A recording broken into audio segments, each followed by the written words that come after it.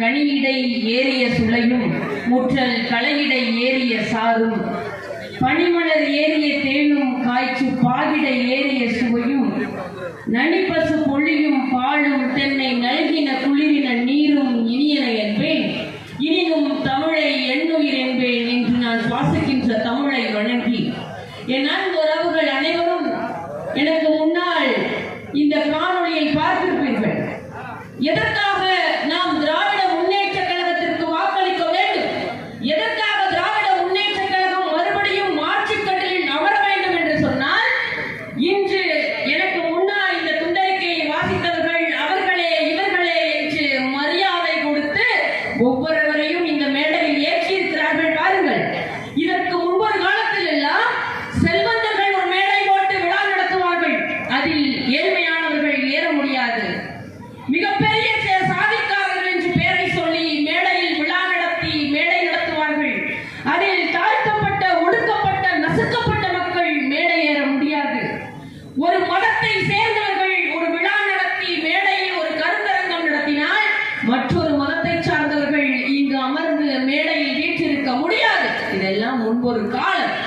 இப்பொழுது திராவிட முன்னேற்ற கழகம் என்ற மேடையில் எந்த ஒரு மதமையும் பார்க்காமல், எந்த ஒரு சாதியையும் பார்க்காமல் எல்லோரும் சமம் என்று எல்லோரையும் மேடையேற்றி அவர்களே இவர்களே என்று ஒரு சால்வையை அணிவிக்கிறீர்கள். பாருங்கள், இதற்கு பின்னால் நின்றவர் யார் தெரியுமா?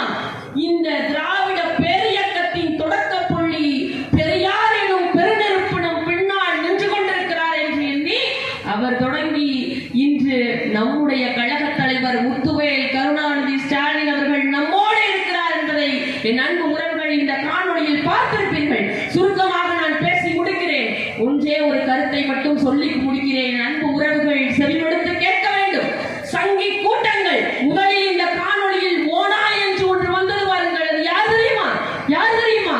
இந்த ஓனாய் என்பது சங்கி கூட்டமாக ஹைவர் மோகன் கணவாய் வழியாக வந்து நம்மை ஆள நினைத்து அடக்க நினைத்து எல்லாவற்றிலும் நம்மை அழிக்க நினைக்கின்ற ஒன்றிய பிஜேபி பாசிச சங்பரிவார் கூட்டம் என்பதை என் அன்பு உறவுகள் நீங்கள் புரிந்து கொள்ள வேண்டும். நீட் தேர்வு கொண்டு வந்தார்கள். அனிதா முதலில் இறந்தால் ஒரு பாமர பிள்ளை இறந்து போனது. எதற்காக? ஒரு கனவு நனவாகவில்லை, ஒரு மருத்துவர் ஆக முடியவில்லை என்று. அது தற்கொலை அல்ல. இவர்கள் அவளுடைய கனவை குழியில் போட்டு பொசுக்கினார்கள். நீட். இரண்டாவது, நம்முடைய கலாச்சாரம் தமிழ் பண்பாடு என்று என் அன்பு உறவுகள், எனது வயதில் மூத்தவர்கள் ஆத்தாமார்கள் உட்கார்ந்து இருக்கிறீர்கள்.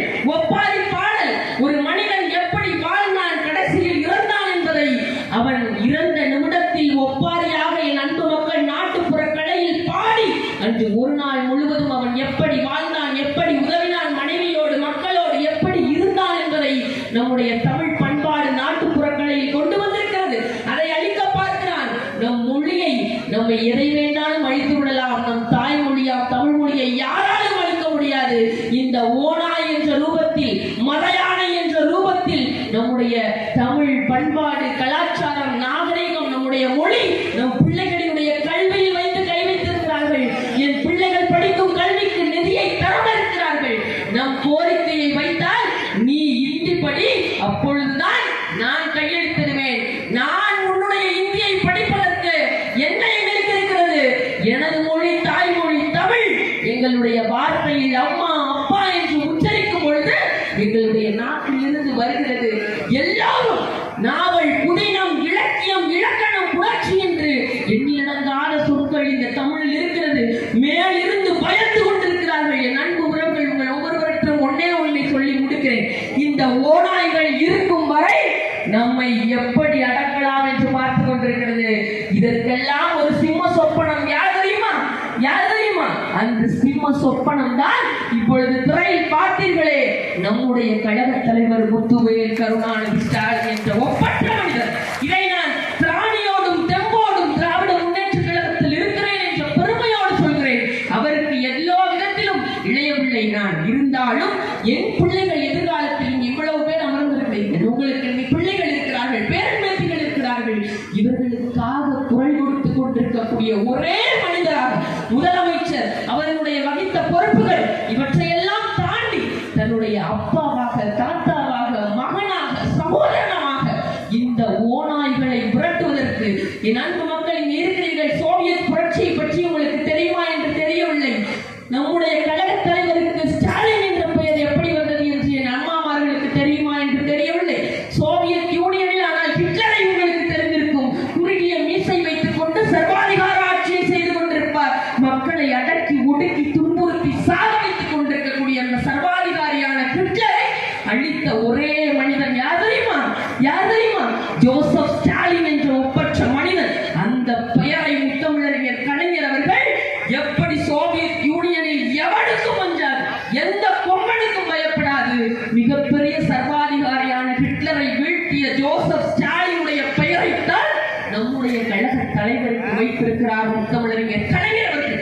அப்படிப்பட்ட பெயரை தாங்கி இருப்பதனாலேயே இன்று நீ தொகுதி மறுவரையறை கல்வி நிதியின் பட்டியலில் இது வரியில் 29 பைசா தான் எங்களுக்கு கொடுக்கிறாய். இன்னும் என்னென்னவெல்லாம் செய்து எங்களை முடக்க பார்த்து கொண்டிருக்கும் பொழுது எப்படி ஜோசப் ஸ்டாலின் சர்வாதிகாரியான ஹிட்லரை வீழ்த்தினாரோ, இன்று ஓநாயாக இருக்கக்கூடிய, ஆரிய சங்கி கூட்டமாக இருக்கக்கூடிய, RSS கைக்கூலிகளாக இந்த அடிமை அதிமுக, இன்னும் மணி குஞ்சு, ஆமை குஞ்சு, இவர்களுக்கெல்லாம் சிம்ம சொப்பனமாக இருக்கக்கூடிய முத்துவேல் கருணாநிதி ஸ்டாலின் எனக்கூடிய ஒரு நபர் தான் எப்படி ஹிட்லர் வீழ்த்தப்பட்டாரோ அதே போல சர்வாதிகாரியான நரேந்திர மோடி எனும் நம்முடைய இந்த மோடியும் அவர் கொண்டு வருகின்ற சதி திட்டங்களும் தவிடுபடியாகும் என்பதை இந்த இடத்தில் நான் உறக்க கூறிக்கொள்கிறேன். அடிமை அதிமுக என்ன பண்ணுகிறது என்பதை ஒரே ஒரு கருத்தில் சொல்ல முடிகிறேன். அன்பு உறவுகளை, இந்திய குடியுரிமை திருத்த சட்டம் கொண்டு வந்தாங்க. ஆப்கானிஸ்தான், பாகிஸ்தான், பங்களாதேஷ் 3 நாடு.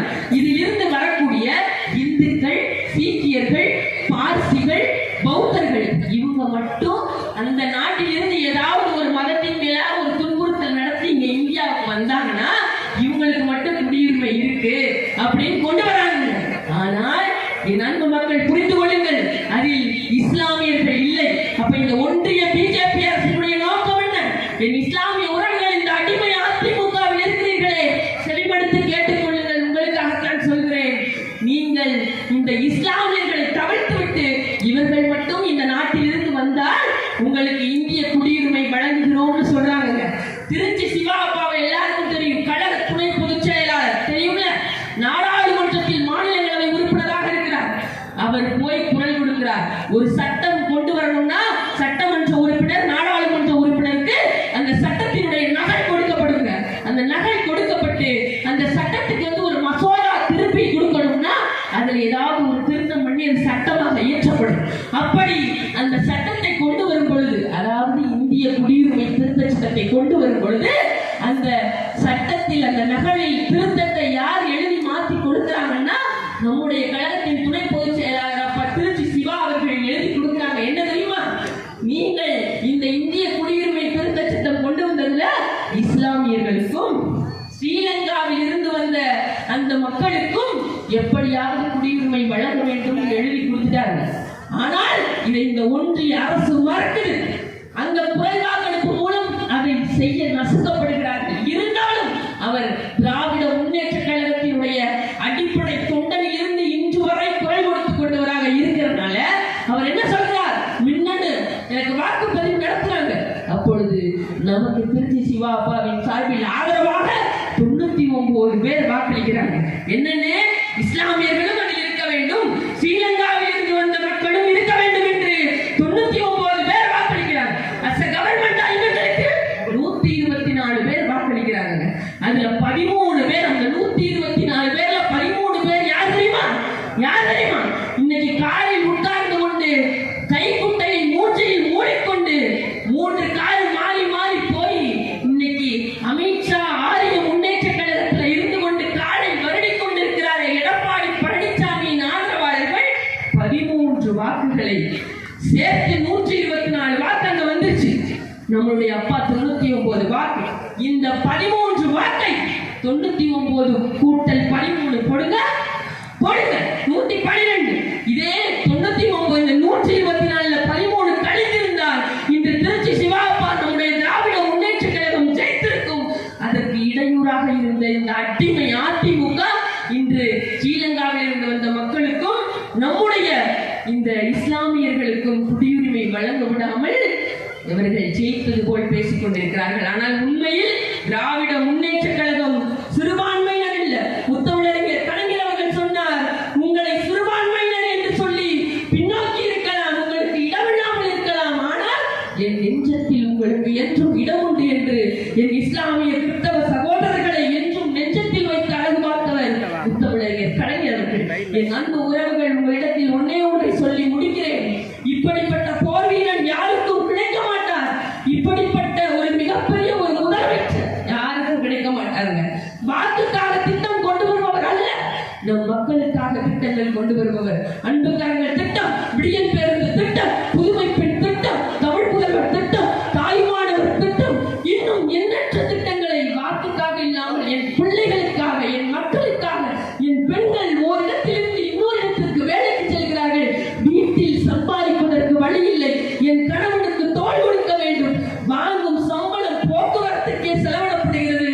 அதை புரிந்து கொண்ட ஒப்பற்ற முதலமைச்சர், நீ வாங்கும் சம்பளத்தை, போக்குவரத்து செலவை நான் பார்த்துக் கொள்கிறேன் உன் அண்ணனாக என்று விடியல் பேருந்து திட்டத்தில் நமக்கு கொண்டு வந்தவர் நம்முடைய முதலமைச்சர்.